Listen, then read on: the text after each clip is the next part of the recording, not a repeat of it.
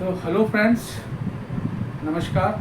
स्वागत है आपका हमारे चैनल मनभावन संगीत और ज्ञान गंगा में, जिसमें कि ज्ञान गंगा सेक्शन में आज हम डिस्कस करेंगे कर्म की गति को। जैसा आप सब लोग ने अक्सर करके सुना होगा ये बात कि कर्म की गति के ऊपर बहुत सारी कहावतें हैं। एक कहावत ये भी है, लोग कहते हैं कर्म गति टारे ना ही टरे। तो इसका मतलब क्या है? मतलब ये है कि कर्म की गति को टाला नहीं जा सकता। ये कर्म की एक चाल है जिसको समझा जा सकता है लेकिन टाला नहीं जा सकता। अब चूँकि समझने के लिए आपको बहुत सारा अध्ययन और वो करना पड़ेगा, तो आज हम इसी विषय पर कुछ चर्चा करेंगे, जिसमें कि हम कर्म की गति को का अध्ययन करके ये कोशिश करेंगे समझने की कि कर्म का वास्तविक स्वरूप क्या है और कर्म किस तरह से हमारी ज़िंदगी में इम्प्लीकेशन होते हैं उसके। और ये वास्तव में ही एक साइंटिफिक वे है, एक साइंटिफिक तरीका है जिससे कि कर्म की गति को समझा जा सकता है और बिल्कुल उसी के अनुसार अगर आचरण करा जाए तो उसी के अनुसार वांछित अपने फलों को प्राप्त किया जा सकता है। निस्संदेह, इसमें कोई संदेह नहीं है। लेकिन चूँकि इस चीज़ को आजकल की पीढ़ी के अंदर इस बात को समझना या समझाना थोड़ा कठिन जरूर है, लेकिन संभव है। जैसे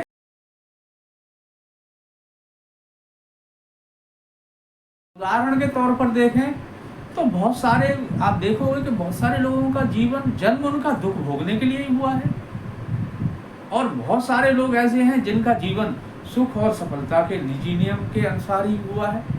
वो लगता है कि इनका जीवन सुख भोगने के लिए ही हुआ है। तो इस तरह की उदाहरण जब देखने को मिलते हैं तो इस कर्म की थ्योरी को कोई समझता नहीं है। हम आपस में बात तो करते हैं कि यार जैसा कर्म करोगे वैसा फल मिलेगा, लेकिन ऐसा होता संभव नहीं है।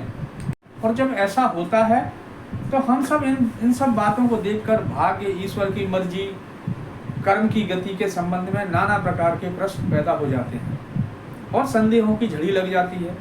इन सब संदेहों से ये ईश्वर के ऊपर भी लोगों का विश्वास कम होने लगता है, क्योंकि ये ज़माना आजकल का तार्किक ज़माना है, तर्कशील ज़माना है। और इसीलिए आज के तर्कशील युग में ठीक प्रकार से इन सब तर्कों का, लोगों के प्रश्नों का ठीक से समाधान नहीं होता। फलस्वरूप नई पीढ़ी उन पाश्चात्य सिद्धांतों को अपनाने लगती है और उनकी ओर झुक जाती है, जिसके द्वारा ईश्वर और धर्म को ढोंग और मनुष्य की पंचतत्व निर्माण को, पंचतत्व से निर्मित मनुष्य को सब लोग अवास्तविकता समझने लगते हैं और न ही अपनी आत्मा को अस्तित्व से इनकार किया जाता है। और कर्म को फल देने की शक्ति को कुछ और ही लोग ढूंढने लगते हैं। कर्म में ऐसा कुछ है नहीं जिससे कि फल देने की शक्ति हो, और हम केवल कर्म देने की शक्ति को राजसीय शक्ति समझने लगते हैं। ईश्वरीय शक्ति से हम दूर हो जाते हैं। हम नहीं मानते कि ईश्वरीय भी कोई शक्ति है जो कि हमारे कर्मों के अनुसार फल देने की क्षमता रखती है। हम उस चीज़ को भूल जाते हैं और बहुत सारे हमारे मन अंदर नास्तिक विचार पैदा होने लगते हैं, जो कि नई पीढ़ी के अंदर ये अक्सर घर के घर कर जाते हैं। इसलिए दोस्तों, आज से हम एक कर्मों के बारे में एक नया और वैज्ञानिक तरीके से विश्लेषण करेंगे, और जिसमें यह निश्चित होगा, बिल्कुल निश्चित हो जाएगा कि किस तरह से कर्म हमारी ज़िंदगी के ऊपर फलित होते हैं और वो किस तरह से हमारी ज़िंदगी में अपनी प्रतिक्रिया करते हैं। और इस बात को जब आप मेरे पूरे वीडियो को आप देखोगे, ये मैं आज ये पहला वीडियो बना रहा हूँ, लेकिन जब आप इस पूरे वीडियो को देखोगे तो लास्ट में आपको बिल्कुल जाकर ये संदेह नहीं रहेगा कि कर्म की वास्तव में गति है और उसको टाला नहीं जा सकता। लेकिन अगर हम कर्म को, सिद्धांत को अगर समझ लेते हैं और उसके अनुसार अगर हम कर्म करेंगे तो निश्चित ही हमारे फल हमारी इच्छा के अनुसार होंगे, अवश्य होंगे।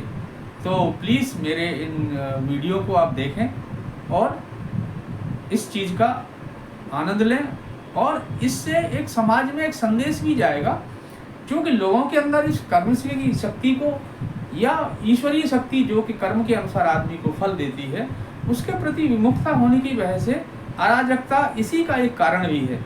क्योंकि जब हर आदमी इस चीज़ को समझ लेगा कि भाई मेरे को जो अगला फल जो मिलने वाला है वो मेरे कर्म के अनुसार ही है, और इसको समझेगा, तो ये जरूर हमारे समाज में एक उदाहरण प्रस्तुत करा जाएगा और उससे हमारे समाज में अराजकता की कमी आएगी।